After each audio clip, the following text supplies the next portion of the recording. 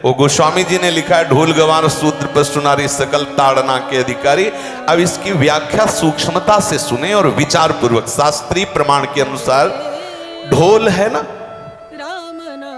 ढोल को ताड़ना चाहिए।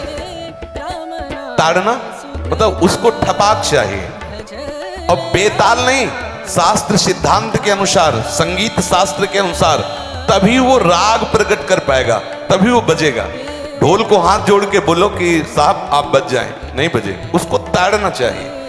अब ताड़ना शब्द चारों में एक जैसा नहीं लगेगा, शब्द एक ही है ताड़ना, लेकिन ताड़ना के अर्थ अलग अलग हैं। जैसे कनक है, एक ही शब्द है कनक, लेकिन कनक कनक ते 100 गुनी मादकता अधिकाय, वा खाए बोराए जग या पाए बोराए। बोले कनक ही शब्द है। जैसे ताड़ना शब्द का हम प्रयोग केवल वही समझे कि ताड़ना देना ही नहीं, उसका अर्थ अलग अलग है। जैसे कनक शब्द है, कनक को सोना भी कहते हैं और कनक को धतूरा भी कहते हैं। कनक को धतूरा भी कहते हैं। एक कनक है जिसके खाने से बावरा हो जाएगा और एक कनक है जिसके पाने से बावरा हो जाएगा। कनक शब्द एक ही है लेकिन दोनों का अर्थ अलग अलग हो गया। ऐसे ही ढोल में ताड़न का तात्पर्य है उसको पीटना, लेकिन वो शास्त्रीय संगीत के आधार पर उसको ताल देना। ताल देने से ही वो राग प्रकट करता है, आनंद की उमगन करता है, ना कि प्रार्थना करने से। समझ रहे? अच्छा, गंवार, गंवार कहते हैं विवेकहीन पुरुष को। विवेकहीन पुरुष को कोई कार्य दे दो और उस पर दृष्टि न रखो तो कार्य नष्ट हो जाएगा। वहां ताड़ने का तात्पर्य उसको पीटना नहीं है, उस अविवेकी गंवार पर दृष्टि रखो। जो आपने कार्य सौंपा है, जो भी कार्य उसका है, उस अविवेकी पर दृष्टि रखना ताड़ना हुआ। उस पर दृष्टि रखो, क्योंकि वो अविवेकी है, गंवार है, वो कार्य प्रणाली ठीक जानता नहीं। आप जहां त्रुटि होता संभाल लेना तो वो संभल जाए, क्योंकि वो गंवार है। और शूद्र, शूद्र का तात्पर्य होता है शूद्र। वैसे जो वर्ण व्यवस्था में शूद्र का प्रादुर्भाव सबसे श्रेष्ठ जगह से प्रादुर्भाव है। वर्णन आता है, ब्राह्मणोष मुखमाशीत बाहु राजन्यः कृतः उरुददस जद्वैश्या पदभ्याग्न्यं शूद्रो जायत। भगवान के श्री चरणों की ही वंदना होती है प्रायः। आपने देखा सबके श्री चरणों की, और शूद्रों का प्रादुर्भाव श्री चरणों से हुआ है। कोई ऐसा न समझे कि शूद्र का मतलब निकृष्ट होता है।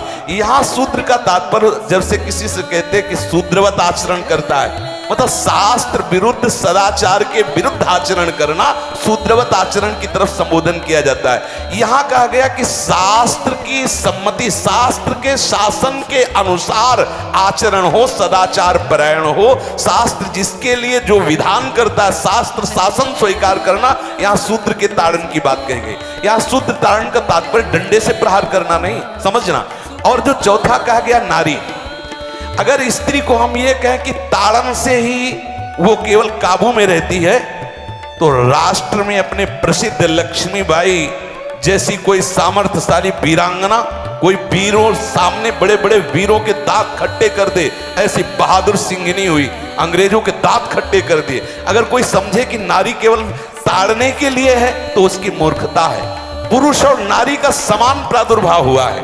भगवान ब्रह्मा के श्री अंग से दाहिनी तरफ से महाराज मनु और बाईं तरफ से उनकी पत्नी उनका प्रादुर्भाव हुआ शतरूपा। शतरूपा, अब आप बोलो, एक ही शक्ति के दो भाग हो गए, एक पुरुष रूप धारण कर लिया, एक नारी रूप धारण कर लिया। अब यहां विचार जो है कि उस नारी के ऊपर ताड़न शब्द का क्या प्रयोग है। जैसे आप मार्ग में चले जा रहे हैं और आपने दृष्टि चूक कर दी और नारी आपकी स्त्री पीछे चल रही, तो कोई हमला कर सकता है, क्योंकि वो रत्न है। 14 रत्नों में एक रत्न स्त्री रत्न भी है। स्त्री को रत्न कहा गया है। भगवान श्री राम जब वनवास में जा रहे हैं तो सिया जी को आगे नाव में जब चढ़ाना होता तो पहले सिया जी को चढ़ा, सीए चढ़ाई चढ़े रघुराई, पहले आगे। दृष्टि रखो, दृष्टि चूक गई तो रत्न है। यहां दृष्टि रखना, शासन मतलब उसकी पिटाई करना नहीं कि जैसे ढोल को पीटा जाता है ऐसे स्त्री को पीटा जाए, शूद्र को पीटा जाए तो गंवार को, ये व्याख्या नहीं है, ये मूर्खता है, इसे व्याख्या नहीं कहते। जैसे कनक शब्द के कई अर्थ होते हैं, ऐसे ही ताड़न शब्द का यहाँ अलग अलग प्रयोग है। स्त्री के ऊपर दृष्टि रखो। किस भाव की दृष्टि रखे? क्योंकि वो हमारे यहाँ रत्न की तरह है। कहीं कोई ऐसा ना हो कि कुदृष्टि वाला कोई उस पर हमला कर दे। आप पाणी ग्रहणम संस्कार में रक्षा का भी सूत्र बताया जाता है कि आपको अभी ये समर्पित है, आप इसकी रक्षा करें। हमारे शास्त्रीय सिद्धांत में देखो कभी भी स्त्री को अकेला छोड़ने का सिद्धांत नहीं पाया गया। अगर शास्त्रीय सिद्धांत, बच्ची है तो माता पिता के शासन, थोड़ी बड़ी हुई तो भाई आदि के बीच में, और बड़ी हुई तो पति के, और बड़ी हुई तो पुत्रों के, मतलब एक सानिध्य का एक दृष्टि रखी गई है कि यदि आप अपनी दृष्टि में रखेंगे तो उसका अमंगल नहीं होगा, उसका हित नहीं होगा।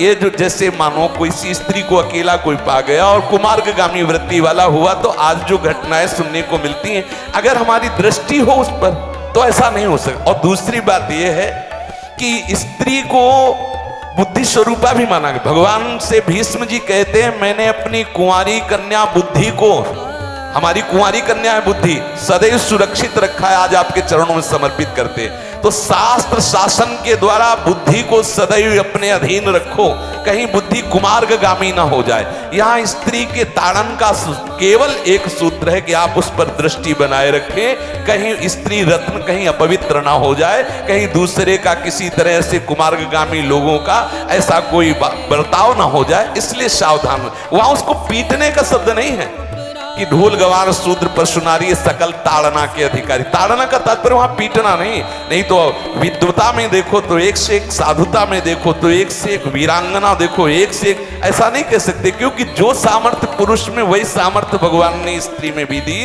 क्योंकि भगवान के ही दो रूप हैं, एक स्त्री और एक पुरुष, समझ रहे ना। तो इसमें एक ताड़न शब्द का कई अर्थ होता है। भगवान की साक्षात शक्ति स्त्री है। अगर कोई इस भाव से देखे कि स्त्री तो केवल ताड़ना मतलब केवल गाली दे के बात करना, ऐसा नहीं। जिस घर में स्त्री का अपमान होता है उस घर का नाश हो जाता है, निश्चित हो जाता है। आप देखिए रावण का सत्यानाश हो गया जगदम्बा सीता के प्रति, दुर्योधन का सत्यानाश हो गया द्रौपदी के प्रति। जहां स्त्री का अपमान हो जाए, अगर कोई ये समझे कि स्त्री केवल मतलब जैसा हम चाहें वैसा व्यवहार करें, तो अगर नाश ना हो जाए तो हमें बता देना, क्योंकि भगवान की वो शक्ति है। अगर उसे तुम सोचो कि हम ताड़न करें, जैसे ढोल को ताड़न करें ऐसे ताड़न करें, तो तुम्हारा नाश हो जाएगा। बिल्कुल सच्ची बात समझ लीजिए। केवल वहां दृष्टि रखने की बात कही गई है, आपका अधिकार है, आप उसकी सुरक्षा व्यवस्था में रहें। और एक वृत्ति होती है, अगर शासन ना हो तो हमारी बुद्धि भ्रष्ट हो जाए, हमारी बुद्धि भ्रष्ट हो जाए, आपकी बुद्धि भ्रष्ट हो जाए। भगवान का भय, शास्त्र का भय, लोक मर्यादा का भय, ये हमको सुरक्षित रखता है। इसलिए दृष्टि रखने की आवश्यकता है कि वो पवित्र रहे, वो सुरक्षित रहे, ना कि उसको पीटने के लिए यहाँ संबोधन किया गया गोस्वामी तुलसीदास जी ने। इसलिए सावधानी पूर्वक अपनी वृत्ति को पावन रखते हुए महापुरुषों के वचनों को समझने की चेष्टा की जाए। गोस्वामी जी ने जो यहाँ कहा, ढोल गवार शूद्र परशुनारी सकल ताड़ना के अधिकारी, तो ताड़ना का अलग अर्थ है, अलग अलग। जैसे ढोल में ताड़ना, तो वैसे ही सब जगह नहीं ताड़ना लगेगी। आप देखो पशु जो है, चालक जो घुड़सवार होता है उसको ताड़ना एड़ी से देता है। अब चालक जो होता है घुड़सवार एड़ी से, किसान जो होता है वो बैल को बोलता है दाहिने, जैसे हल जोतने होता है बाएं, वो भाषा समझता है, बाएं मुड़ जाए, और नहीं मुड़ता तो पीछे अरई है एक छड़ी, उससे वो इशारा देता है, वो समझ जाता है। पशु को अपने इशारे से चला लेते। अब उससे कहे, खड़ा होकर हाथ जोड़ के कहे कि भैया बैल देवता अब थोड़ा दाहिने मुड़ जाओ, तो नहीं मुड़ेगा। जब लगाम पकड़ी और थोड़ा ताड़न किया और बोले दाएं, तो फौरन दाहिने मुड़ गया।